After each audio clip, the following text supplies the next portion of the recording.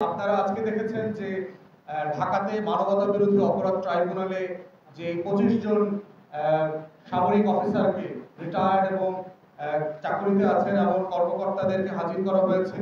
আমরা অবশ্যই মানবতা বিরোধী অপরাধ ট্রাইব্যুনাল আইসিটি যিনি চিফ প্রসিকিউটর তাজুল ইসলাম সাহেব আছেন এবং তার পুরো টিমকে আমরা ধন্যবাদ জানাই।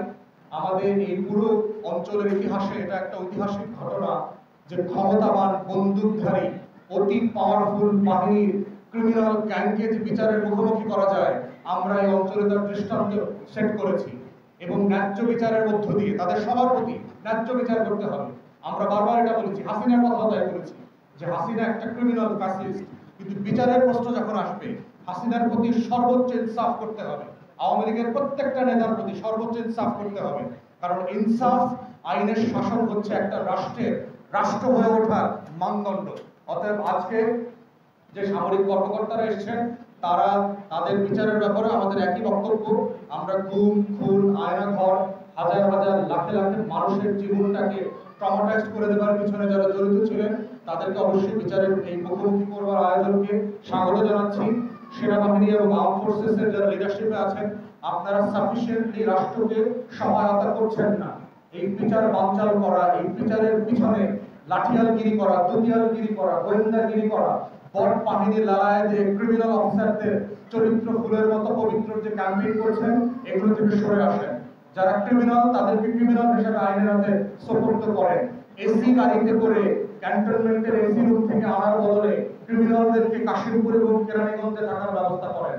কারণ বাংলাদেশের অনেক সাবেক এমপি মন্ত্রীরা, অনেক পাওয়ারফুল ব্যবসায়ীরা, অলিগার্করা একই জেলে থাকে, তারাও সেই জেলে থাকবে। পুলিশের আইজি যদি ওই জেলে থাকতে পারে, সাবেক সচিব যদি পারে, প্রধান নির্বাচন কমিশনার যদি পারে, প্রধান বিচারপতি যদি পারে, র্যাবের ডিজি যদি পারে, আপনার এই অফিসাররা কেন ব্রাহ্মণ স্ট্যাটাস পাবে? তাদের এত অতিমর্যাদা থেকে এসেছে।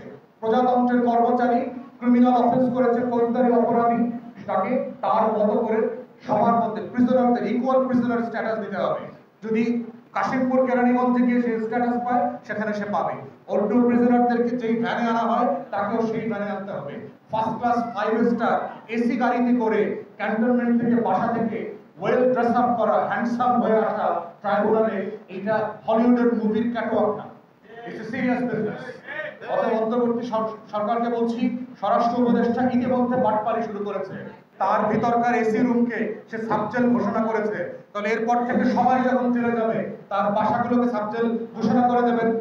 গরিব মানুষ, দুঃখী মানুষ যার ক্ষমতা নাই তিনি কাশিমপুর কেরানীগঞ্জে থাকবেন, আর অতি ক্ষমতাবান যারা তারা এসি রুমে 5 স্টার জেলে থাকবে, নিজের বাসায় থাকবে, আইফোন ব্যবহার করে দুনিয়ায় দেশে বিদেশে যোগাযোগ করবে, ফেসবুকে বট আইডি চালাবে। এইটা বিচারের ডেফিনেশনে পড়ে না। অতএব আমরা বিচার প্রক্রিয়াকে স্বাগত জানাই, কিন্তু স্বরাষ্ট্র উপদেষ্টা ইতিমধ্যেই এই বিচার প্রক্রিয়াকে প্রশ্নবিদ্ধ করবার চেষ্টা করছেন।